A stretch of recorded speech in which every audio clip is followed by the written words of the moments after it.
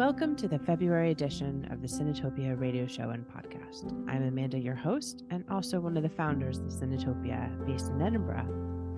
We're going to be reviewing 4 films that have been recently released in the UK. Blue Jean, directed by Georgia Oakley. Subject, directed by Tiexiera and Camilla. Nostalgia, directed by Mario Martone, and also the premiere of the Glasgow Film Festival, the film Girl, directed by Adora Anashile. We'll also be doing our Oscar predictions and a little bit of a preview of the Glasgow Film Festival, which is coming up, as well as me sitting down with Maria LIDEN, the director of the fabulous film Electric Malady, all on this show, so join in.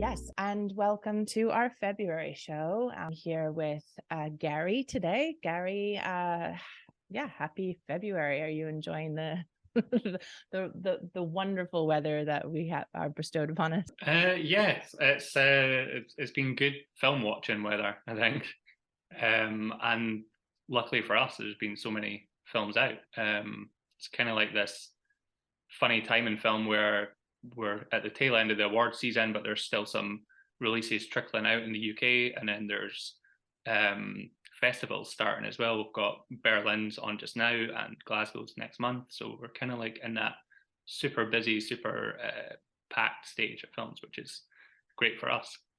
Yeah, it is. And I was, the nice thing is that the cinemas that are still around seem to be quite busy in Edinburgh. I went to the Cameo last night, and there was the film we will be talking about. There was a Edinburgh showing of the documentary Subject that's directed by Jennifer Tiexiera and Camilla, and that was at Cameo with a Q&A, and then I also saw Blue Jean there, which is directed by Georgia Oakley. And those are 2 films we'll be reviewing on the show. We'll also be reviewing Nostalgia by Mario Martone. And we'll be talking about the Glasgow, just kind of like the preview of the Glasgow Film Festival, because we'll be doing our own Glasgow Film Festival special as we normally do. And to sort of start it off, we are reviewing Girl, which is opening the Glasgow Film Festival this year, and that's directed by Adora Anashile. But we got to get to the, as you said, Garry, it is festival season. Sundance has happened, Rotterdam happened, and then also right now we're in the Berlinale, which I feel a little bit of FOMO not going this year, because last year I was there trying to do the edit of this radio show and also trying to catch as many films as possible, but now so hopefully maybe next year. But it's a exciting period, but lots of films are going to be coming out very soon. We have our Glasgow Film Festival in Scotland that's about to happen, but it is award season, and I know Jim couldn't make it today. I'm sure he's deeply disappointed, because I think, Garry, you were with me last time when we were doing Oscar predictions and whatnot, and we're 2 of the people who don't mind the chat around this. I also sat down with Marie LIDEN, who is the director of the fantastic documentary Electric Malady. And actually, Marie, alongside Georgia, is nominated as part of the BAFTA's feature debut. So it was Marie's feature debut, and she was nominated. We don't know, as we're sitting here before on a Sunday afternoon before the BAFTA's premiere in the evening, but all the good luck for all of them with After Sun there as well. So it's a really strong lineup of British feature debuts this year, but we will get to talking about our favorite thing, especially since Jim is not here today, unfortunately, not to join in on our famous obsession with Oscars and whatnot. And but Garry is person who likes Oscar predictions as well. Yeah, it's a shame that Jim's not here today to record with us, but yeah, we can fill in for him. Yeah, I think that this stage is this is the most interesting stage of the award season, because I always like to see how the BAFTAs and then the Screen Actors Guild and the Directors Guild, how those like impact upon the odds or people's predictions for the Oscars, which is like obviously the last ceremony of the award season. So yeah, so we'll see what happens tonight, but obviously by the time people hear this, the BAFTAs will have already happened. What do you think? Do you have any predictions for best film for the BAFTAs or the Oscars? I can't remember if you were on our Banshees of Inisherin radio show that we reviewed it. Were you on that one? No, I didn't review that one with you. I just have this strong feeling. I was the only one who wasn't like jumping up and down for that film, and it's not that I disliked it, it's just it wasn't there. I had some issues with it at the time, and I still do if I had seen it, if I would see it again.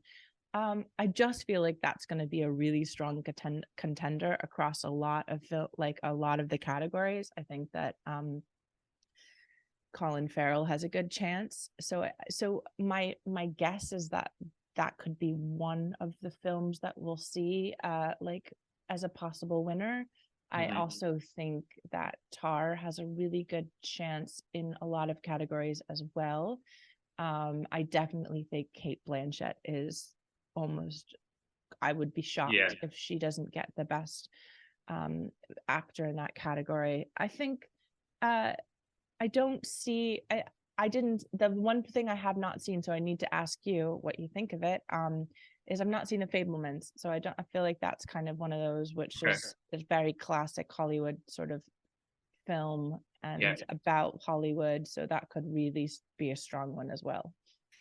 Yeah, I like The Fabelmans. I probably wasn't as blown away by it as some people, but it's one of these films that's kind of grown on me a little more, like the week or so after I've watched it, and I feel like Spielberg still has a good chance. I think he's the only person I think that could beat the Daniels in the Best Director race, and it was kind of neck and neck until today, because the Daniels won the Directors Guild last night, which has kind of put them out in front for Best Director. So we'll see. And Spielberg's not even nominated tonight for Best Director for the BAFTAs. So it'll be an interesting one. I think like the Academy have obviously got a lot of love for Spielberg, so they might lean towards him. So yeah, that's one that's still a little bit up in the air. I think some of the acting categories are pretty sewn up, especially for the Oscars. I think the supporting categories, Ke-Huy Kwan's going to win for Everything Everywhere All at Once, and Angela Bassett looks a sure thing for Wakanda Forever for Best Supporting. I think it might go to Kerry Condon tonight for Banshees. I think the race that I'm like you say, I agree with you. I think Cate Blanchett's going to win them all in her category. Can't see anybody coming close. I think the Best Actor category is probably the most interesting, because it still seems like it could go one of three ways between Colin Farrell, Austin Butler, and Brendan Fraser for The Whale. Brendan Fraser's out in front just now as a favourite, but it keeps kind of switching and changing. So if Colin Farrell wins the BAFTA, it'll be interesting to see what that'll do to the predictions for the Oscars. So yeah, it's all still to play for, I think, in these last few weeks. Can you tell me where you're getting this is there like a great website where I can keep on top of it? Is there, I mean, as I know there is betting, do you bet on this, or yeah, so there is like you can kind of like keep across the betting sites, and there's a website called the Gold Derby as well that like updates the experts' opinions, and I also follow there's a guy called Clayton Davis who writes for Variety, and he's a big Oscar predictor. He was one of the first people last year to say that Coda was going to win Best Picture. Wow. So I jumped on that prediction as soon as I seen him predicting it. So yeah, I'd backed Colin Farrell like about 3 or 4 months ago at 12-1, and now he's like 3-1, but he's still second favourite. So I'm rooting for Colin Farrell, but we'll see what happens. I mean, I'm rooting for Colin Farrell too, but actually, I mean, I really liked Paul Mescal, and I thought that was great that, you know, After Sun got a nomination. That's not probably the one I would have expected that After Sun would have gotten. I think it almost would have made best film or best director, or Mhm. even, well, I mean, it's a screenplay, but the screenplay very, very less words than many. These are the kinds of things when you're sort of a debut film, you can sort of get best screenplay or something like that. Yep. They tend to kind of pop in those realms. So that was sort of a shock. I liked him in it, but I don't think that he'll take that category. I also didn't see The Whale.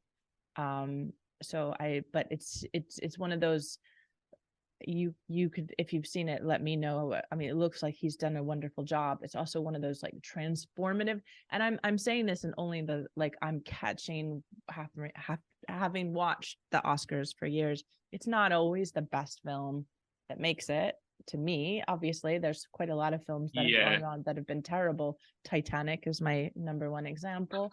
But it's more about what the Oscar, the Motion Picture Academy thinks is good, and it tends to often go to someone who's like transformed themselves so much, whether it's physical or like, they're playing a part that they, that they wouldn't have been, that tends to get like picked in my mind and from my memory. So I would strongly go with Brendan Fraser as a possibility as well. I agree with you there. I think sometimes it's the best marketing campaign that wins more than the best film. And yeah, Brendan Fraser does have that transformative angle going for him. I also think that even though Austin Butler in his performance, there's an element of transforming in his performance, because I feel like he embodied Elvis. I thought he was terrific, and I actually think that everybody in the best actor category would be a deserving winner. I think, like, and it's interesting that all 5 of them, this is all their first Oscar nomination. So none of them have been nominated ever before. So really, yeah, which is quite rare, and makes it, I don't know, makes it all the more interesting. So yeah, of course. I mean, I didn't know that, and that is interesting, because I know as Brendan Fraser, it's a little bit of a comeback kid kind of thing for him, and I would have assumed Colin had, but that's interesting. yeah, I mean, I think with the Golden Globes we had the opportunity to, because you have the like motion picture, or you have the, like, what is it, the musical and comedy, such a random mixture of films put together that aren't dramas, so like you get like twice as more of an opportunity to win in that situation, which is, and I always argue I know the Golden Globes is it has some real problems as an organization, but the fun of people having some champagne and then getting very emotional on the stage is always a watch that I enjoy watching.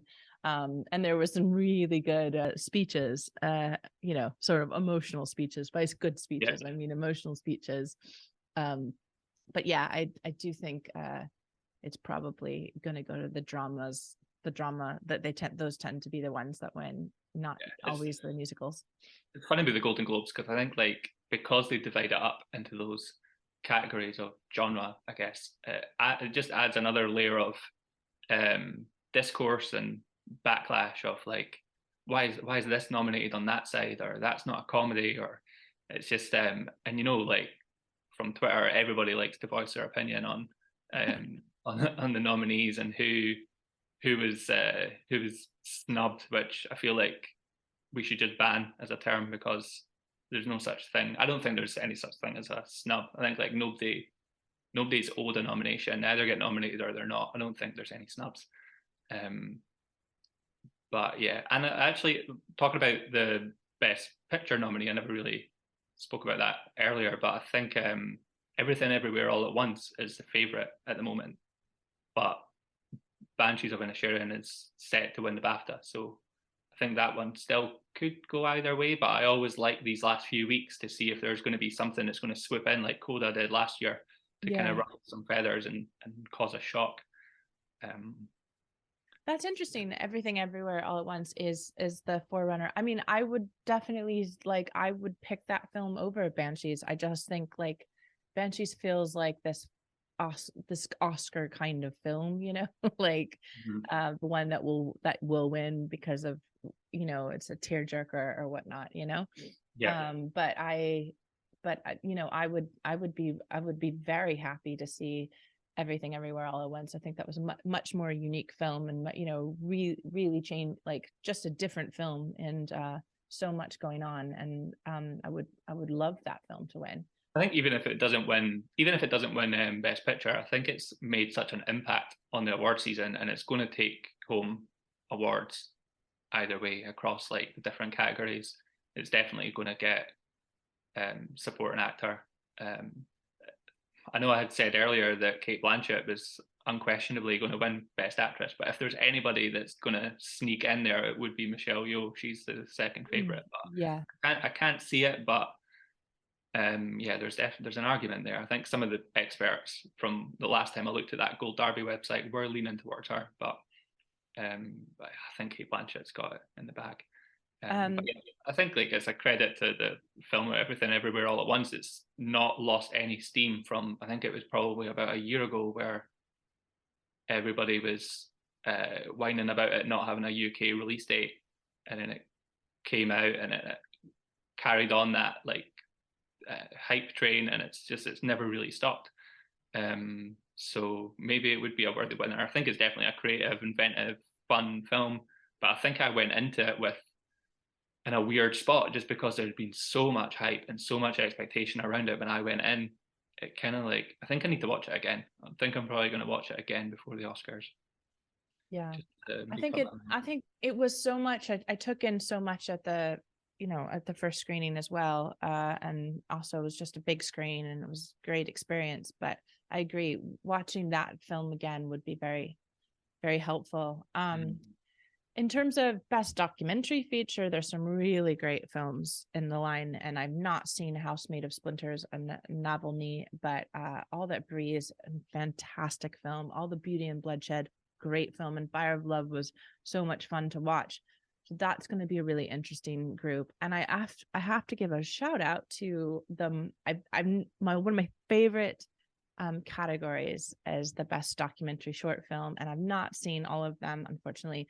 But I saw The Martha Mitchell Effect, which is on Netflix, and it's really interesting. And I know Beth Levinson, somebody from my New York days. So congratulations to Beth for getting nominated for an Oscar, and I do hope it wins, just as personal connections, and I'll see her up on the stage. But yeah, I need to check out before I have some time, but before the final documentaries that I've missed. And I hope maybe next year, because we'll be announcing this later, but we're going to be bringing back our doc screenings, our monthly doc screenings, to get people together and talk around the craft and sort of network. And that's our aim and plan, to get that going back in. And I have a dream to run these short not Oscar nominated ones. A lot of people around here are like, oh, who cares about the Oscars? But also on Twitter, they like to say that a lot,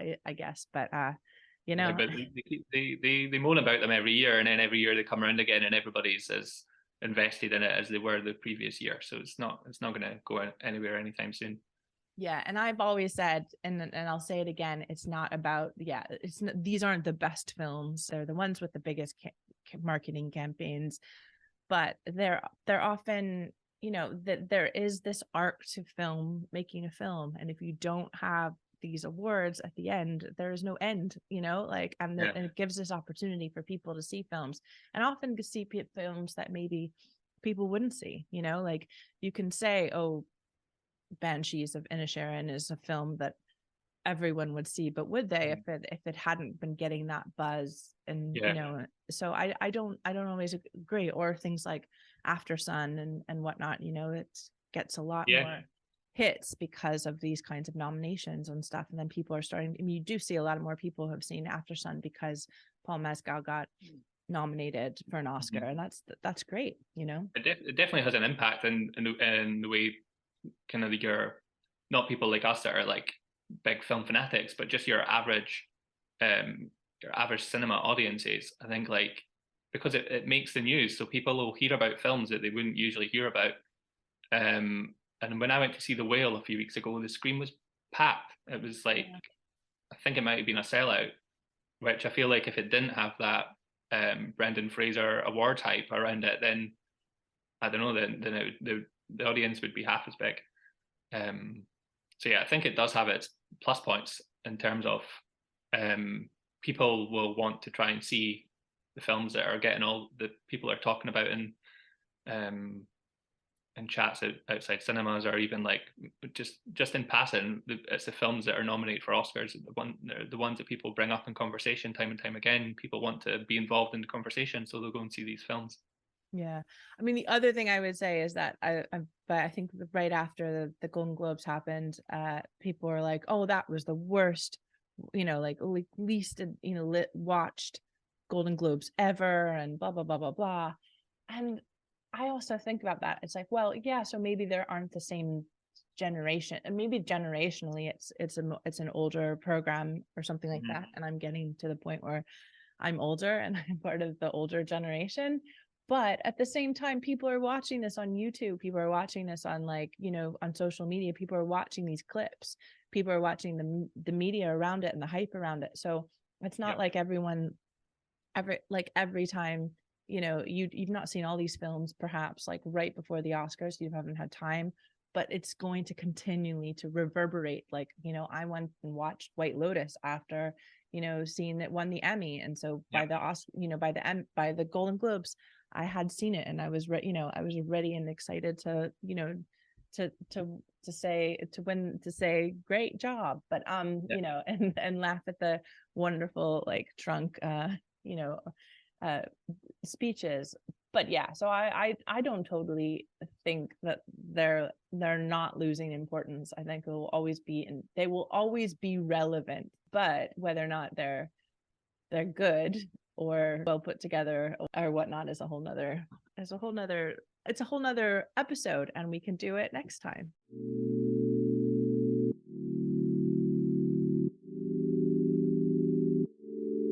Speaking of nominated film, and one that is nominated for her feature debut, we will be talking about Blue Jean. And Garry, you can tell us about this film and give us a little overview.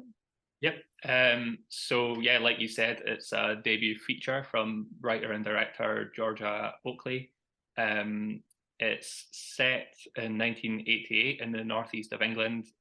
So it was when Britain was under Thatcher's rule, and it was at a time when the government were introducing a policy called Section 28, which was to prohibit the promotion of homosexuality by local authorities. And the protagonist of the film, her name is Jean. She's played by Rosie McEwen, and she's a lesbian, and she's a PE teacher at high school. And the film kind of follows her path. And when a new student joins her class, who she sees at a local gay club, it kind of causes some ruptures in her personal life, and it's how she navigates these problems while being closeted at her day job. And I really like this film. I think it's really well made. It really feels the production design really gives it that 80s grain. I think it's really well made visually. It's really well acted. Yeah, what did you think of this one, Amanda? I totally agree. It was actually the first film, I'm embarrassed to say, I've seen in the cinema this year. So I've been Yeah, I was just from the moment the film started, I loved everything about the look and feel of the film. So just starting visually, the titles and the costumes, it was very muted and made you certainly, I mean, the feeling of like Thatcher, like northeast Britain came across very effectively, and something it just sort of like feels like a Morrissey song or something like that, you know.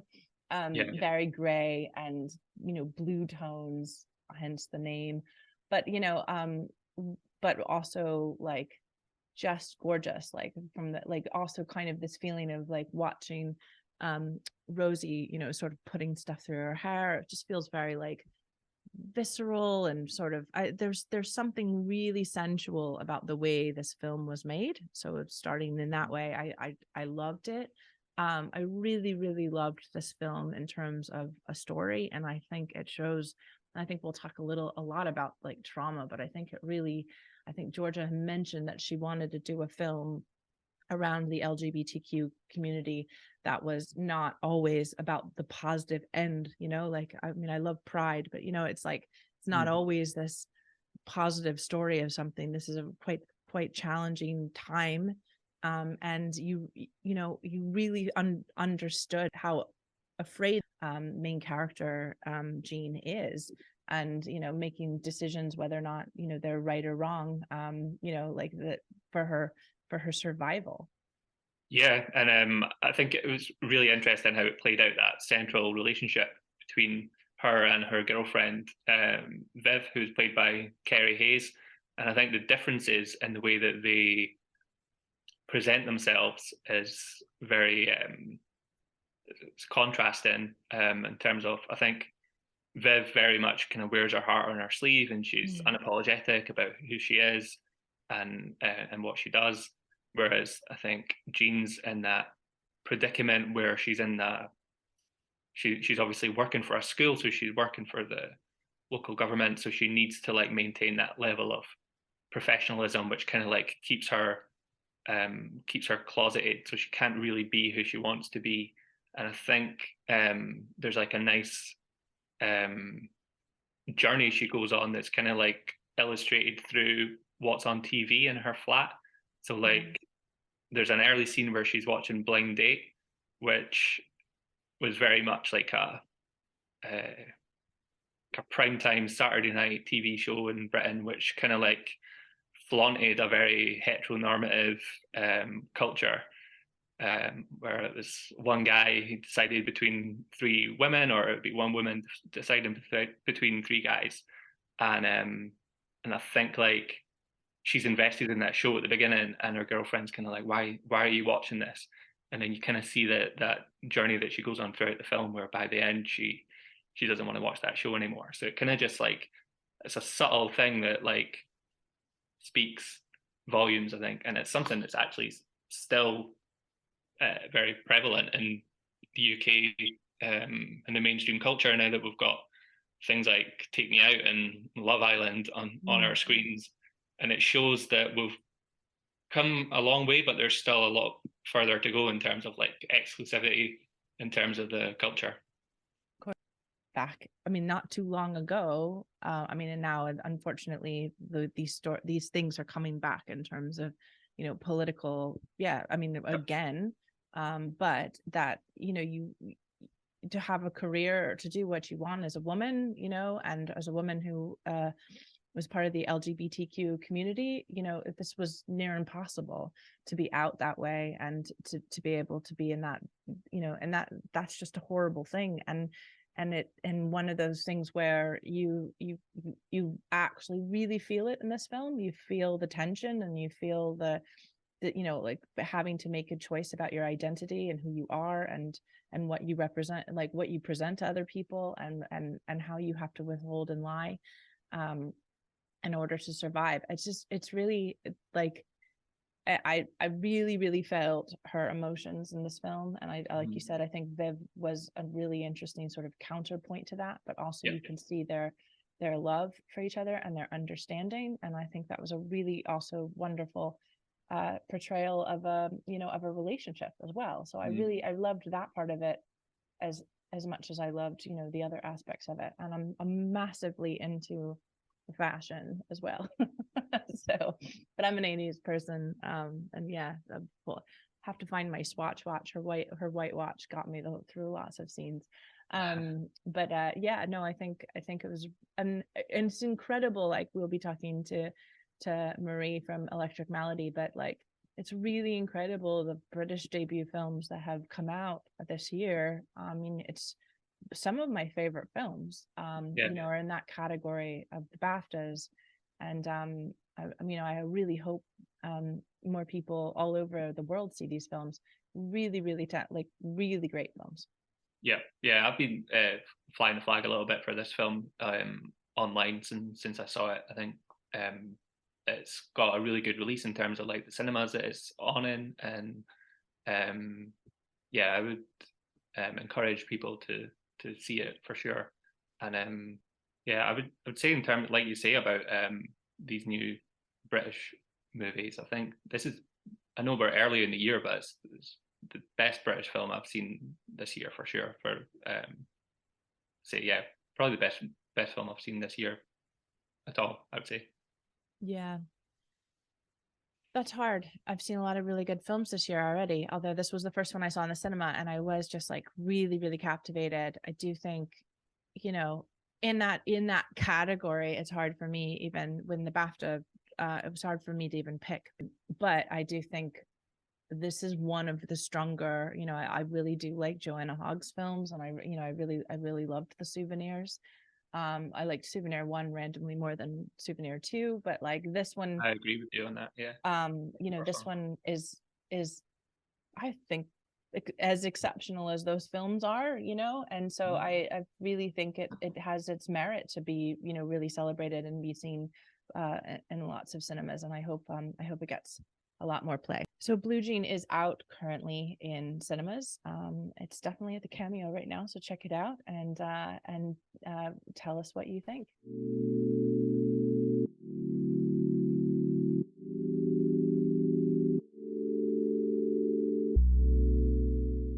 So the second film we are going to review is the documentary film Subject, and it was just at the Cameo. I believe it's going to come out again on the 3rd of March, but they had a preview screening at the Cameo with the directors Camilla Hall and Jennifer Tiexiera, as well as one of the subjects in the staircase, one of the daughters in that film, in that show, that documentary series.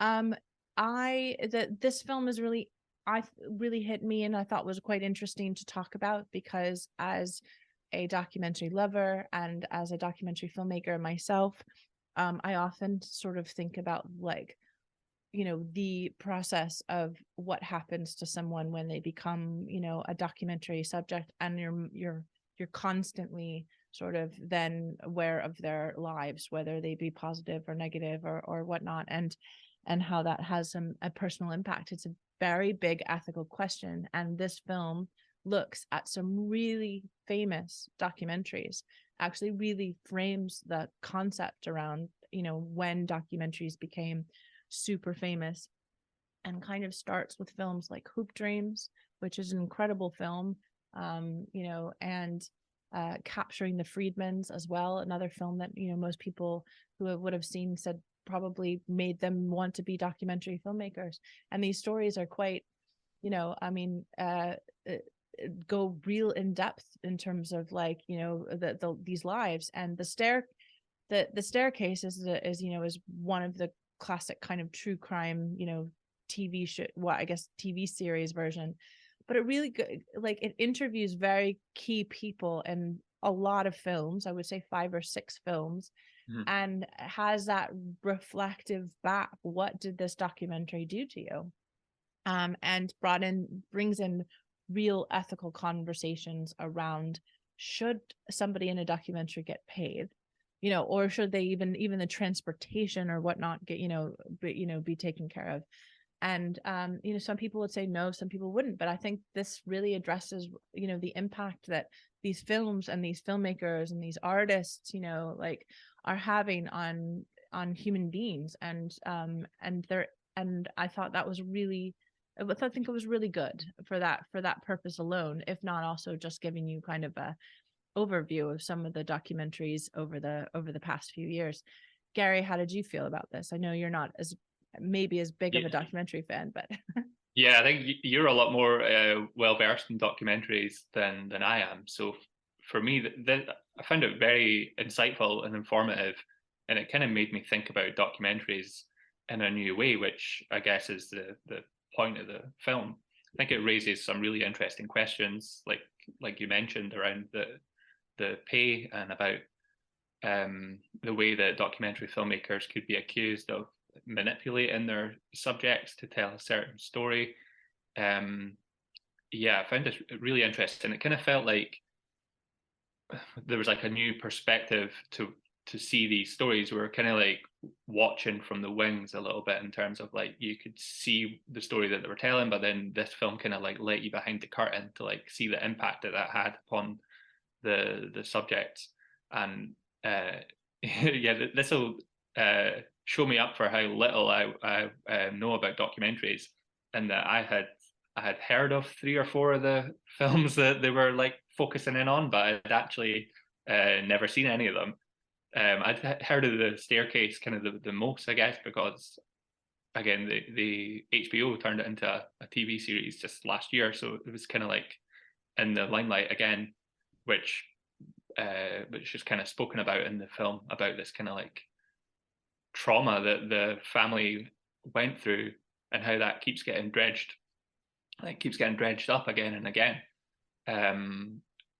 So yeah, I'm kind of treating it almost as like it gave me a watch list to go through and see these films, because you kind of get snippets of them. I think it was really well structured, the film, how it kind of focuses in on 5 main documentaries, but then there's like tiny little glimpses into other ones. And there was actually a quote that I had taken from the filmmaker Bing Leo, who had directed Minding the Gap, which was a skateboarding documentary, and he had kind of described his art as kind of going into an ethical, moral jungle, which I think really just captures the essence of this entire film.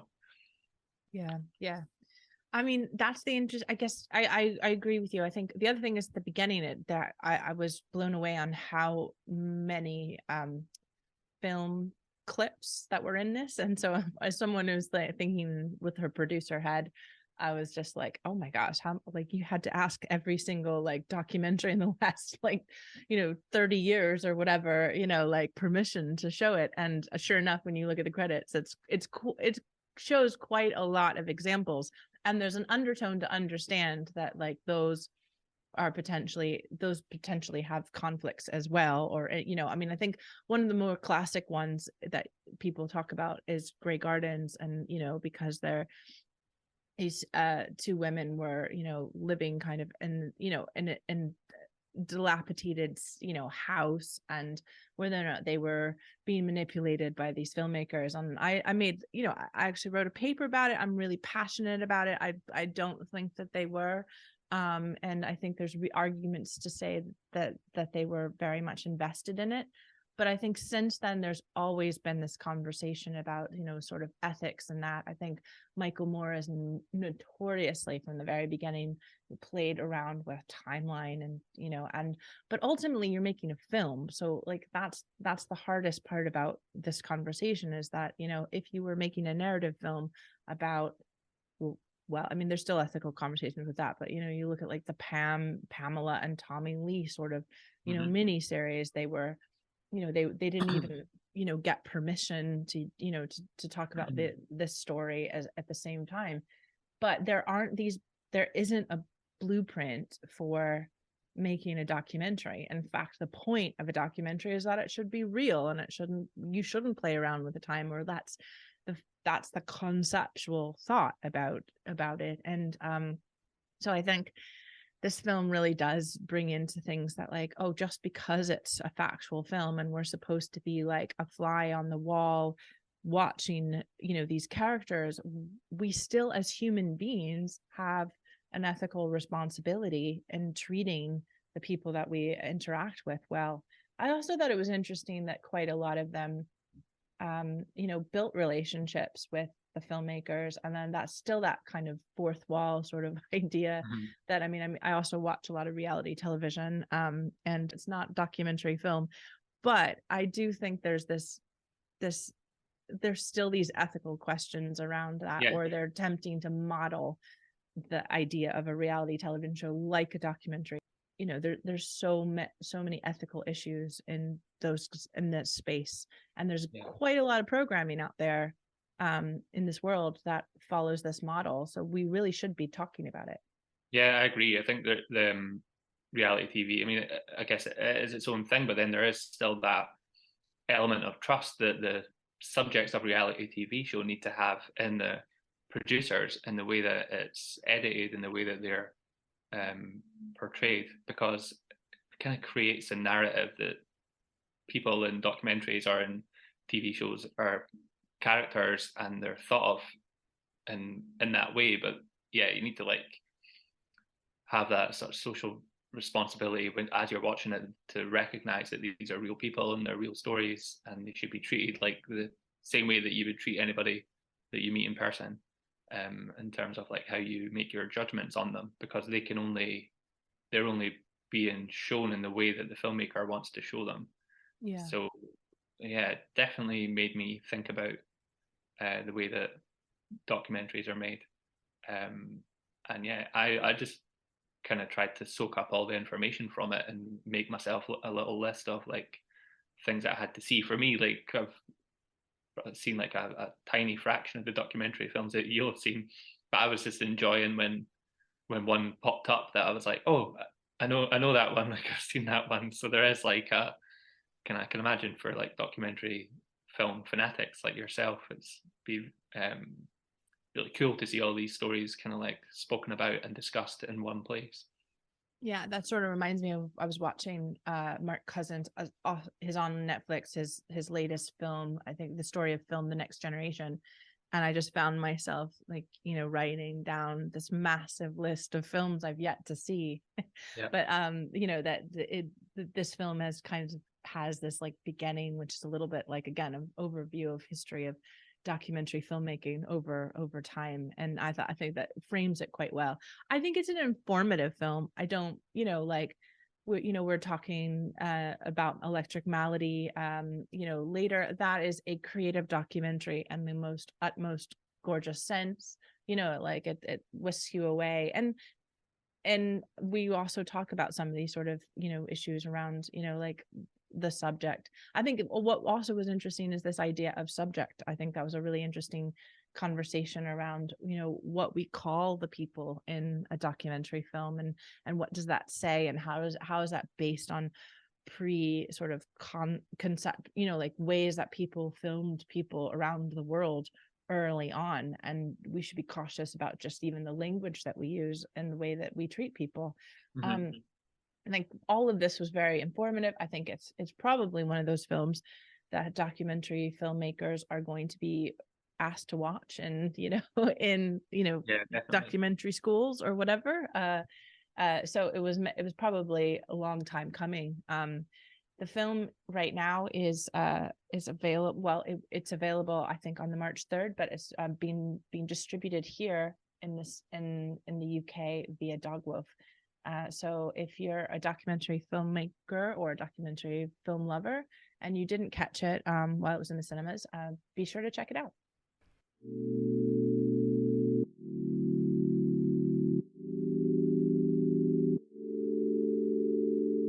So the third film we're going to review is Nostalgia. It's out in UK cinemas right now. But I think it was at Cannes last year as its premiere. And Garry, you're going to tell us about this film. So Nostalgia is the latest film by director Mario Martone. It stars Francesco Favino, who plays Felice, who is a man that he grew up in Naples, but he's been living in Egypt for the past 40 years.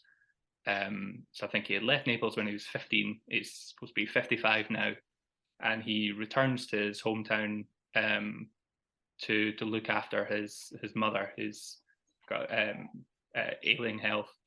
And the story's kind of about him returning home and kind of revisiting his past in that way. Obviously, the film's called Nostalgia, so there's like, it kind of toys with that idea of going back to your hometown and how that makes you feel. And it's kind of like a bit of like a faux nostalgia. Like, should he be feeling these warm feelings towards his past? And then as the story goes on, you kind of find out a little more about what had happened when he was a teenager and why he had to get away. And it's a kind of like a very contained character study, which isn't what I was expecting going into it, because I had seen some headline in the Guardian review calling it a crime yarn, and I recognise Pier Francesco Favino, from films like Sabura and other like more gangster films. So I was kind of going in expecting that, and what the film gives is something very different. So I was pleasantly surprised by the direction that this film took. What did you think of it, Amanda? Yeah, I agree. I mean, I think we've done quite a lot of Italian films over the last couple of years and on the show, and I just think that it's definitely not my kind of film these days, like the gangster film. So I wasn't necessarily looking forward to it. I think it surprised me in a certain way because of how pretty it was, which of course it's Italy, it's Naples, but I do feel like there were elements of the film that were exploring the city, what, like, and the way that the city works, and the communities within the city, and I think that worked really well. I think that I had no problem with any of the acting or the the overall story. But it wasn't, it was something. It's like I feel like I've seen, but this Cosa Nostra story is just not something I'm really like wanting to see too much more of. Like, so I wasn't, I mean, especially with the end, I won't give anything away, but it just felt like, okay, I mean, it was fine enough film. It's just it's not blowing me away. Yeah. Yeah, I think I liked it more than you. I think it's kind of it is kind of the film that I'd be drawn to, and I think it was interesting that it kind of subverts expectations. And like you mentioned, I think it's beautifully made in terms of its visuals. There's the cinematography is full of these like kind of like warm, like burnt orange colors, and how it kind of like presents Naples in this way that I guess like it kind of shows like the main character Felice, he's like wrestling with his own identity in a way, because I think like he's converted to Islam in his time while he's been in Egypt. So he's back home in Naples, and he gets offered wine, and he's in a pizza place, and he's kind of like bedding into like the expectations of like what Italian culture is, and he kind of like fights against that to an extent, but then you see him kind of like settle back into possibly like old routines. And I think it's interesting, some of the little flashback scenes, they kind of like switch the visual to make it this sort of Super 8 style footage, which again ties into that nostalgia. But like if his kind of like past is in kind of petty crimes, then it's like, should he be feeling nostalgic for that kind of like past? And I suppose that taps into like some of the kind of film culture and like how much people love films like The Godfather and these like Italian crime epics that like people love them so much, but this kind of, it presents it in an interesting way, and it questions the ideas of like guilt over nostalgia. And yeah, I feel like his relationships with his mother was interesting. I think coming back home and after 40 years and reflecting again on the city and sort of exploring the city. I liked all of that stuff. I think part of me though didn't believe, it's like, if you're not supposed to be here because of a crime or a situation that you have found yourself in, stay away. Like, it's like what, because of this sort of, I don't know, I'm from Orlando, Florida, and I go back to see my parents, but if I felt like I couldn't get back for whatever, out of safety, I shouldn't live in Orlando, Florida, I would stay far, far away from Orlando, Florida. I mean, I know it's not Naples, but that's just the like sort of the perspective of like believability of this was a little bit, it just perhaps is what turned me off a bit. Like, there's a lot of other important issues going on, but whether or not this guy can go back to like Naples, because he was best friends with the bad man. Yeah, it's funny you mentioning your hometown, because it kind of reminded me a little bit of a film set in my hometown, which was Trainspotting 2. It came out like in the way that Renton, like Ewan McGregor's character, returns to Edinburgh after all these years, and he's kind of wronged people and got away, and then it's like, it's coming back and wanting to fall back into your old routines, but then that your past is going to catch up with you, and you kind of see you see Felice kind of confront his past, but yeah, again, like you, like we can't say too much about how the plot plays out. Yeah, well, anyway, it is a film that is out, and it's quite lovely. It makes me want to go to Naples. I'm dying to go to Italy. So Nostalgia is available in theaters around the UK. So check it out.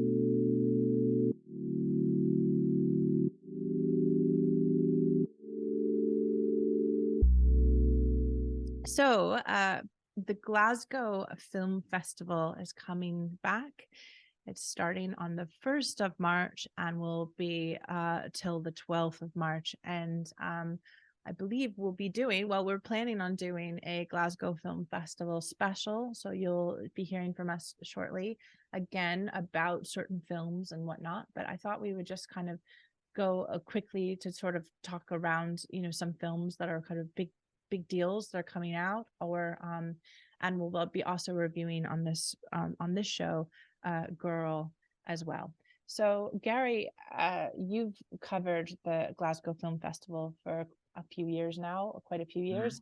How do you feel like this year stands up for previous years?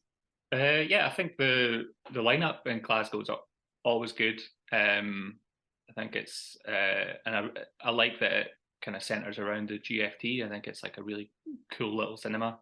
So I'm excited. I'm always excited to go to Glasgow. I usually just try and pack all my screenings into like one weekend. So I think I'm looking at going like the 4th and 5th of March this year. But from a press point of view, they've got like a really good platform this year, and they've got like an online platform that you can watch films on that. And they're also doing something that they've kind of taken cue from London Film Festival, I think, where they're doing partner screenings as well across Scotland. So there's some of the films that are on programme at Glasgow Film Festival that are getting shown, I think, in Dundee and Inverness and Aberdeen, I think, and Edinburgh as well, which is great for me. So there's one that I've got a ticket for that I'm going to see at the Cameo, film called The Five Devils, by Leah Macias. Don't know if I pronounced that right, but she had wrote Paris 13th District last year, which was like one of my favorite films of the year. So I'm excited to see that. So that's kind of top of my watch list. But I think it looks like a really good program. I've got my kind of like my three ones to watch, which might not be the ones that'll like carry loads of hype, but there's one called Paris Memories with the director Alice Winocour. It's on my list, and then there's a fun Canadian one called I Like Movies. It's directed by Chandler Levac, and it kind of looks a little bit like Funny Pages, which was by Owen Klein. It was released last year. So the kind of the premise reminds me of that. So I'm going to definitely try and check those out and squeeze as much into my weekend as I can, and then I'll put coverage out either through the radio show for Cinetopia or just on my website as well. Yeah. That's interesting. I didn't know basically that there was screenings also, as I guess it's at the Cameo. I did see a preview for Rye Lane, which I thought looked really cute and interesting. A film I'm looking forward to seeing. There's two Mark Cousins films, which also both of them look really interesting, and they're having their premiere. I don't know if it's a UK premiere or Scottish premiere there. Mm-hmm.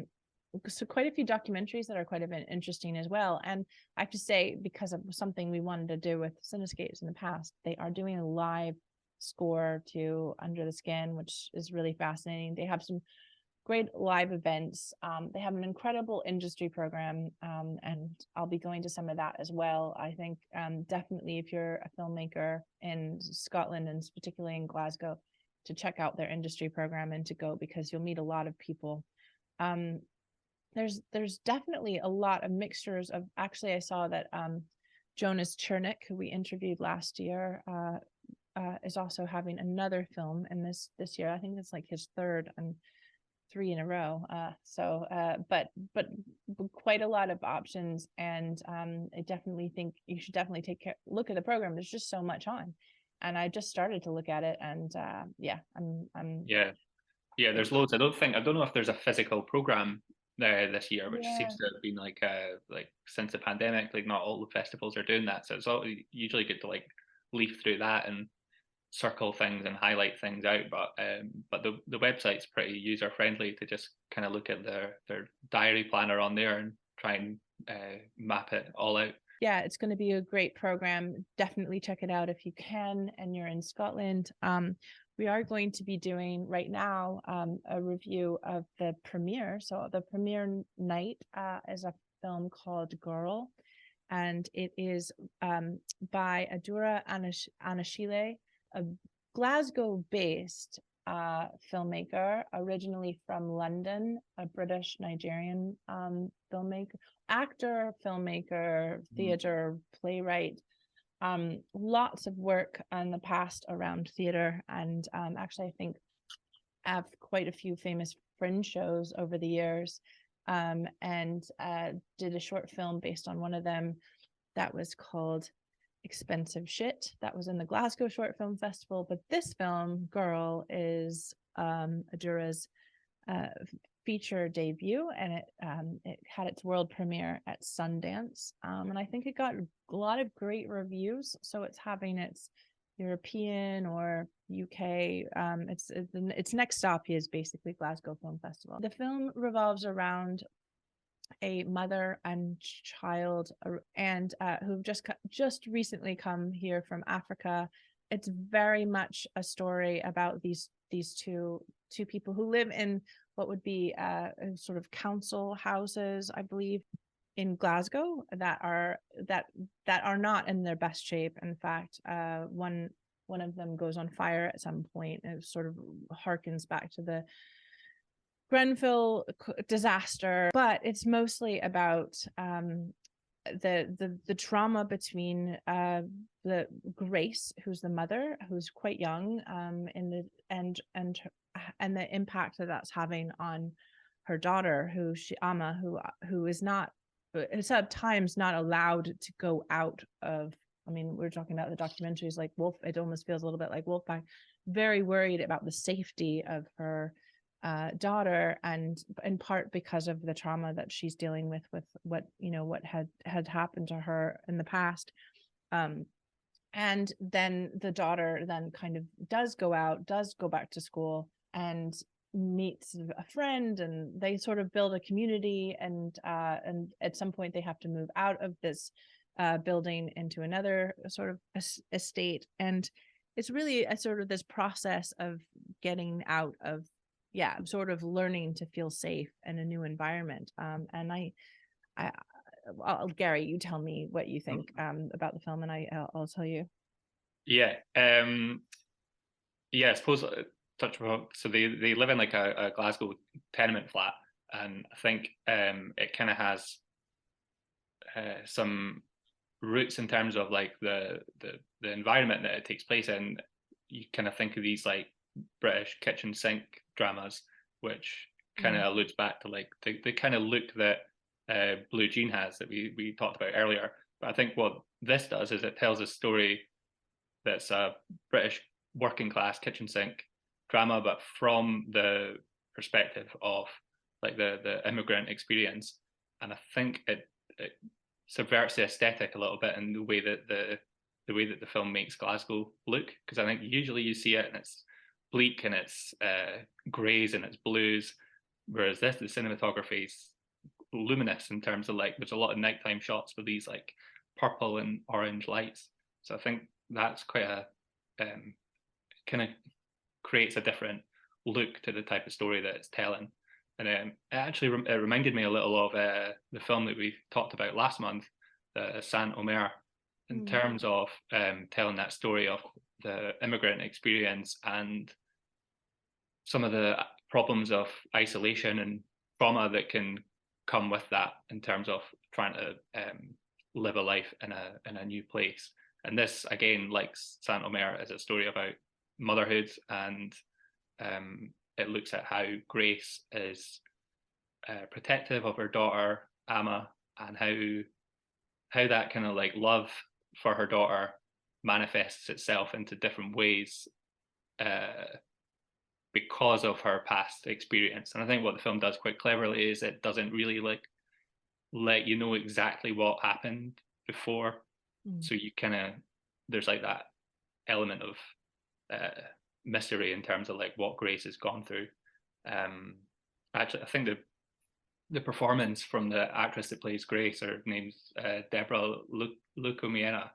I think she's terrific, and people might remember her. She had a breakthrough role in a film from 2016 called Divines, where it was like kind of coming of age friendship story, and she was like very like larger than life and comedic in her portrayal. So it was a little surprise for me. I realized it was the same person. She's equally as effective, but it's a very, very different role. But yeah, I think the performances are great. It looks great. There's like an atmosphere to it that's really interesting. My kind of issue with the film is that I feel like I've not usually got a problem with films that are too light on plot. I think if there's enough other stuff going on that's interesting, but I feel like there's a little bit too much empty space in this film in terms of like filler scenes. And it's only an hour and a half, but I don't know whether it maybe could have benefited from being like a really tight short, just to try and like rein the film in a little bit, because I do feel like there's maybe just not enough story to it kind of overstays its welcome, and it's only at like I think an hour and 26 minutes. So that is a problem with it, but it doesn't take away from the fact the positives that the films has are very good. Yeah.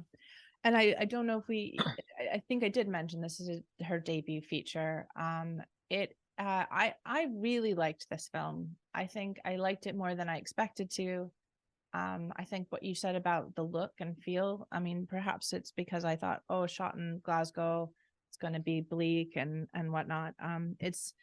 It reminded me more of than Saint-Omer. It reminded me more of the film Gagarine, which was also around sort of the banlieue of Paris, and sort of the fact that that tenement sort of building was then going to get destroyed. But it's more of this idea of dreaming you know, having these dreams of life and excite, you know, outside of these spaces, and while also making these spaces quite beautiful. And I think the colors, as you said, there was like lots of bokeh sort of lights that you would see from far away.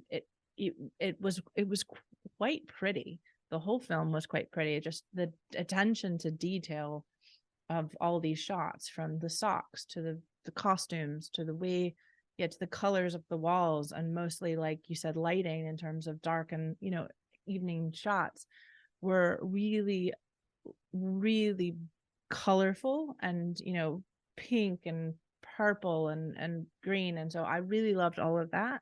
But it reflected, a lot of times that reflected sort of like the mood of, you know, of the safety of this, like you know, of this, of mother and daughter sort of relationship, and sort of the safety that they've built between the two of them. And on the other hand, I think, as you talked about with performances, it really did capture what a single mother like Grace has to go through, in terms of, if one's dealing with some sort of trauma in their lives, how that has an impact on the caring of your daughter. And I think, and in a way that nobody in this film was ever really a bad person, like nostalgia, if you will. Really, there was really positive, like everyone was a really good person who was, or at least attempting, like to help the situation. Yet you could really feel the pain of Grace, that Grace was going through. And I thought it was very touching at the end as well. So I think it was worth the time that I put into it. I mean, you said it was short. I wouldn't want it to have been longer, but I really appreciated it, perhaps because I was blown away by the beauty of the film, and thinking about. And I do believe this is based on Adura's, like she said, slightly based on her life or growing up in London, but has since moved, I think about 10 years ago, to Glasgow. And so that is really her home. And she really wanted to make a film, you know, Glasgow based. And she thought the story was felt very Glasgow. And I really liked it. I think it's a great opening film for the festival. And I'm happy that they're showing it. Yeah, I think it's a good opener in terms of the way that it presents Glasgow in a different way, and I think visually it's very striking. It's really shows it's a promising debut for a first-time director. It's really impressively made. So yeah, I think it'll be a crowd. I think it'll definitely go down well as the opening gala film of Glasgow Film Festival. Yeah. And I mean, it made it. I think it got fairly good reviews in Sundance as well. So I mean, I think it'll probably, it's a strong film. It's a good opener, and quite beautiful. And I'm very much looking forward to seeing more from Adura Anashile as well. So we think you should check it out. So if you can get tickets, I'm sure, I don't know if they're sold out yet. But the girl, I think it's playing in all three cinemas on the first night, and then we'll be playing again on another part. Are they playing it in the satellite screenings as well? I'm not sure actually. I would need to check that, but I know that anyone Edinburgh based, yeah, check the Cameo's website and they'll have their listings that they're showing stuff that's on the Glasgow programme. All right. So check it out. It's 1st of March, the opener of Glasgow Film Festival, and it's Girl.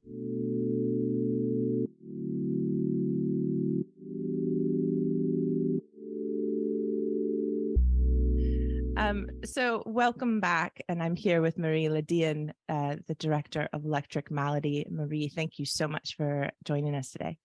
Thank you.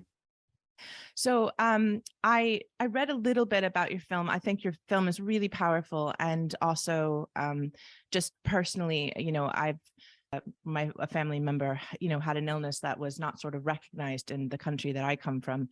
So it really hit me hard emotionally. But I hear that it is a personal story for you as well. Is that how you came to the subject of the film? Yeah, so my my mom suffered from electrosensitivity when I was a child. So I kind of, from the age of 8, lived with a very limited kind of exposure to electricity. We kind of completely rewired our house and used candles and oil lamps instead of lamps. And yeah, it was quite an unusual childhood, I guess. And what made you want to come back to that story as a subject, as a theme in your filmmaking? I was actually getting to the age that my mom was when she developed electrosensitivity, and I started just, you know, I started thinking about it all the time and worrying that, you know, is this genetic? Am I going to get the same thing? And then I was like, actually, you know, this is a really interesting story. But then, you know, like from the beginning, the film was going to be about my experience and my mother's experience, and I you know, like the experience of a child looking at an illness like this, and your understanding when you can't really see that someone is ill. And we filmed several characters as well, a child in Canada and kind of teenager in Sweden, another teenager in Sweden. But in the end, edit, it was this William story, and his family story just took up more and more space. And in the end, there was no room for us. Wow. So it was multiple stories kind of weaved together over sort of a subject, a theme, and then it really then became this personal story. That's incredible. Why William? It was just and how long did you follow that family story? Because I think, like you said, that what really touched me was the relationship that he had with his parents, and the parents' sort of dedication to this, and also ability to joke sometimes or certain ways, and it was really painful. I mean, painful in a but also very sweet as well. Yeah, I mean, they're incredible. I think they're just such an inspiration for like how to tackle or go through something like this. But I came across their family because I put an ad out in this magazine that goes out to electrosensitive people in Sweden. And I mean, I got so many letters. It just poured in. You know, some people can use internet. So they, you know, I got emails as well and some phone calls. And then one of those calls was William's dad. And so we spoke a few times on the phone, and then I decided to go and see him. Or William. And then I was really cautious in the beginning because, you know, William looks very extreme. Yeah, and he is, you know, yeah, very ill, and the way he looks, like electrosensitives are already really afraid of how they look or how they are seen. So I don't know, was a bit dubious about using William as a character. But then after I just spend like half an hour with him, I was just, you know, I think he's just amazing. He's so, you know, deadpan funny, and he's so gentle and really philosophical in the way he thinks about life. You know, he obviously spends a lot of time by himself thinking about life and memories and love and colors, you know, all these things that he talks about in the film. And I just felt like the way he looks and his experience is this kind of metaphor, or you know, really talks about a kind of general experience of that electrosensitives have gone through. Yeah, and his family, I mean, his parents, they're just incredible. Yeah. And you really see the pain that comes from being on the outside trying to help someone. Absolutely. And the anger, you know, the kind of irritation that comes with that as well. And yeah, I just fell in love with him. Really. Yeah. And wonderful. How, so interestingly enough, we are reviewing a film that another documentary around subjects on this show. So the idea of subjects in documentaries and sort of the ethical ideas around sharing someone's story.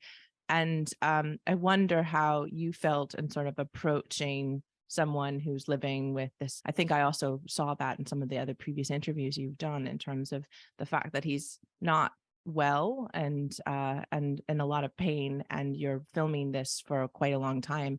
How did you approach sort of the idea of telling his story? Yeah, I mean, it was a really, really difficult film to make. First of all, like, because it was really dark for a while. You know, William was really really depressed. Yeah. And, you know, the film talks a lot about suicide as well. And which is, I mean, so hard as a filmmaker to handle as well. You know, I had to, I was speaking to psychiatrists, and, you know, and also it's like, you're like, what kind of film am I making here? Am I making a film about someone who's about to kill themselves, and which is like horrible? And then legally, what does that mean? And also he was using the film as, and he was speaking to me about things that he didn't speak to anyone about. Wow. And you know, I don't know, it's really hard to navigate. But, you know, it was filmed over a 7-year time, and it was many ups and downs. Now he's in a really good place. But I think, I guess you always have need to think about, like, if are you exploiting your character, like, and it's really hard. And of course, because he was, just our presence with him there in the room had a physical effect on him. Yeah. Which is just this, you know, massive extra weight on those thoughts already. Like, we had to make so many compromises with our equipment, and, you know, we were using hand cranked film cameras, and you know, a small DSLR camera was what we could work with. And still, he, you know, after we'd been filming for a long time, he would have to recover. But, you know, the whole thing, you know, William really wanted to tell his story, and it was important for him that we did this, no matter how it made him feel. But yeah, it was difficult for that reason, and really, you know, emotionally really hard and stressful sometimes. Yeah, absolutely. To be there, and so sad. I think, in a way, you know, he was so open with me from the very beginning, and I think a lot of that, something comes from not being able to see the person that you're speaking to as well. And there were some times when I was so upset, you know, just crying so much, but I managed to kind of hold that away from my voice, and so we just kept talking, even though I was a complete mess, because, you know, he's talking about, yeah, wanting to end his life, and how desperate his situation is. But that didn't affect him telling me things. So in a way, it was a gift of, you know, him being covered. However, that was very hard to get the film funded. You know, people were like, how are we going to relate to someone when we can't see their face? And it is very hard to convince people that.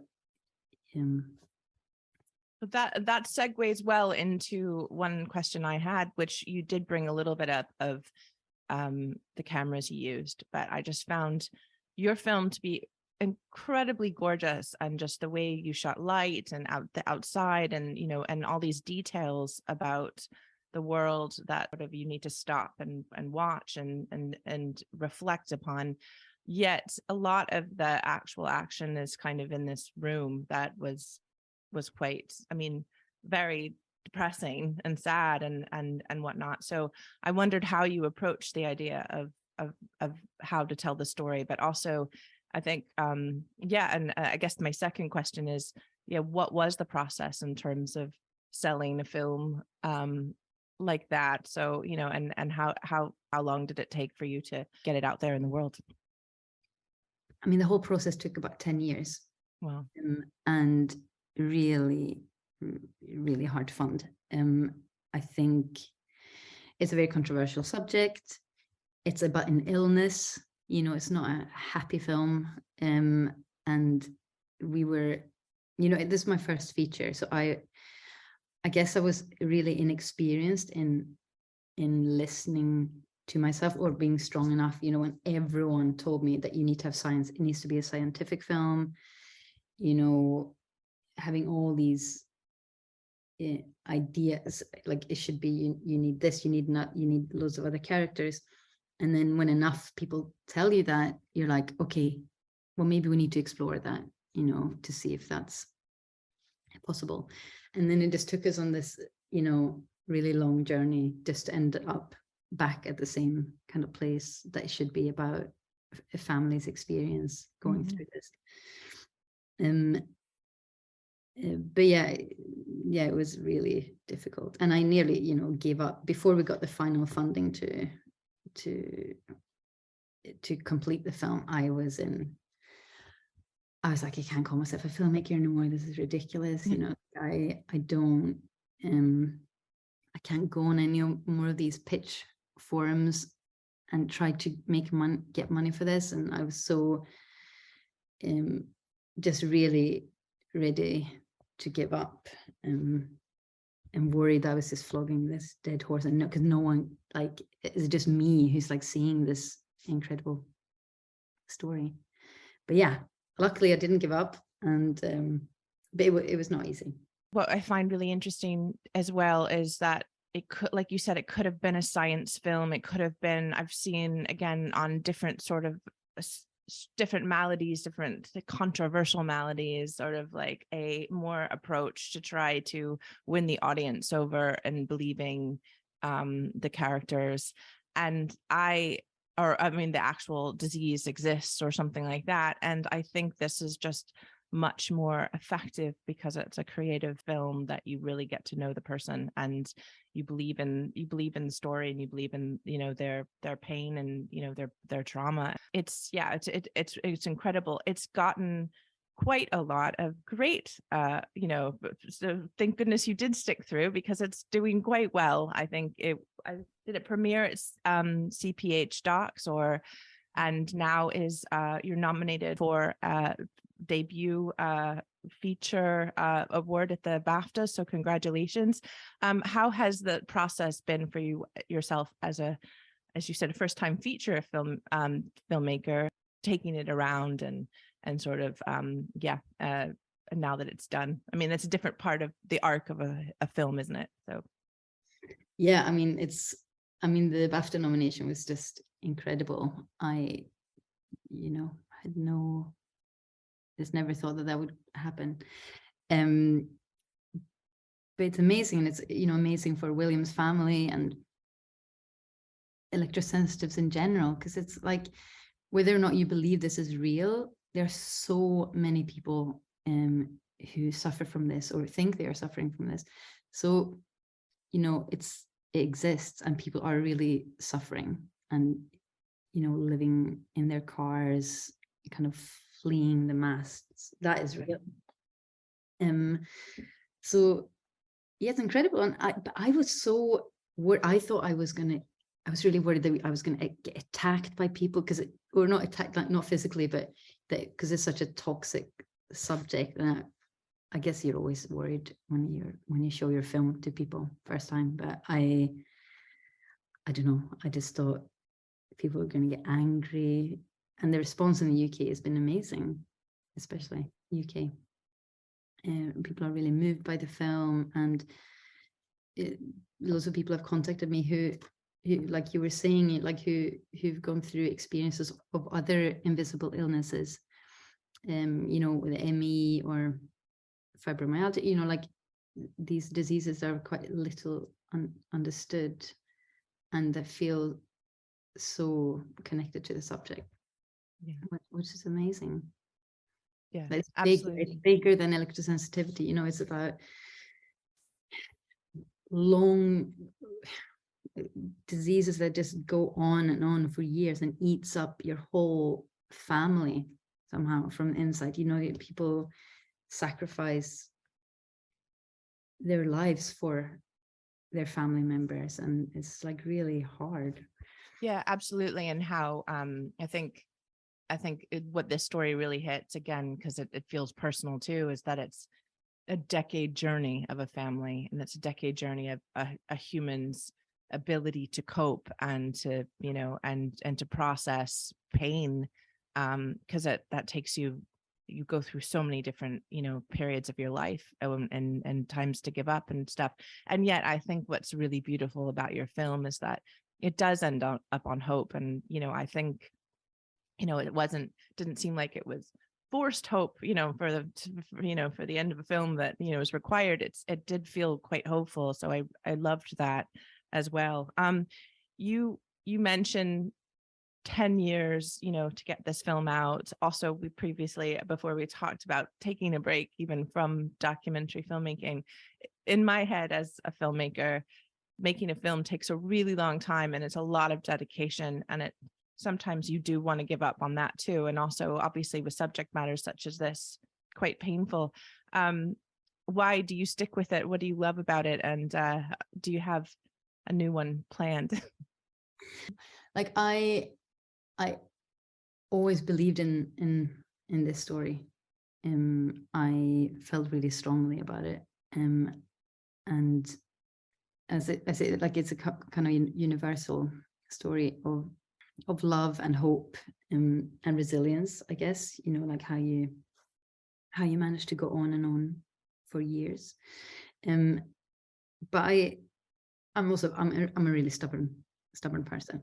Like I don't really give up. I nearly did in the end, because it was just 10 years of my life, and I was like, I need to move on. I can't just do this anymore. But I think I'm really happy with it. I think it's a really beautiful film. Like I love, you know, the visual style of it, which kind of grew, which also was a very organic, you know, like that came out of the process. And like I love that. It was like the kind of filmmaking process was dictated by adapting to your subject. And which is really special, I think. But you know, and obviously the best excuse ever to shoot on film, because you're like, well, we have to, because you know my character can only handle that. But yeah, I am working on something new, which again, I think I'm just really obsessed with subjects that kind of bridges the divide on what we believe in and what we don't. So I've got a new feature project, but it's still just a baby, so I feel a bit too scared of putting it out there in the world yet. But there is something, and you know, hopefully, I was saying this on a panel the other week. I was on this bird's eye view panel and speaking to all the kind of other nominees in my category, and some of them, you know, have done more features, and they say your second feature takes as long. And I was thinking, like, oh my god, I can my next project cannot take another 10 years. But yeah, my mind is only interested in like things that are a bit different, so probably really hard to fund again. Well, I think, yeah, you're, like, as you said, your stubbornness and persistent, it's more persistence really shows. And I love that the filmmaking style came throughout. It's really, again, that a part of it that I will watch it again, and hopefully in a cinema, and because it's really special and a great film. And thank you so much for taking the time to chat with us, and we look forward to seeing the next one when it comes out. But in the meantime, everyone should check out Electric Malady, which is out in cinemas on the 3rd of March, right, in the UK. Is that correct? 1st of March in London. Okay. Thank you again for your time, and it was really lovely chatting with you. Yeah, lovely talking to you too. Thank you. Okay.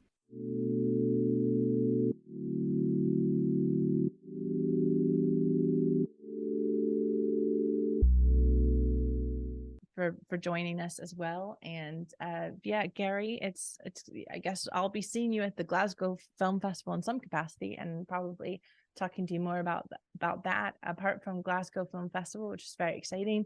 What films do you have sort of you're looking forward to seeing outside of what we talked about today?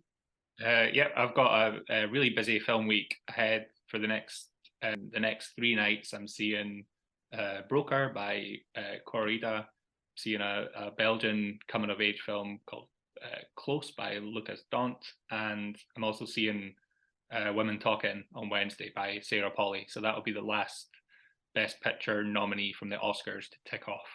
So that'll be, I'm very much looking forward to that. So a very busy week of films.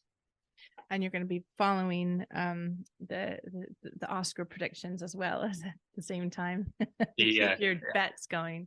I'll be keeping a keen eye on that. Trying to look for any markets where there might be some value. My bet for tonight for the BAFTAs, which by the time people listen to this they'll know whether I've won or lost, is that I'm going for Elvis to win Best Production Design, which is second favorite to Babylon, but I think it might do the business and win. So we'll see. Yeah, it seems fair that a Baz Luhrmann film would win production design, and for sure. Well, thanks so much for joining, and I'll see you soon and the film festival. And please go check out the Glasgow Film Festival's website, and make sure you go to some films, and also just your local cinema where they need you right now. And we'll talk. Thanks for having me, Amanda. See you soon. And we will see you next on the Glasgow Film Festival special.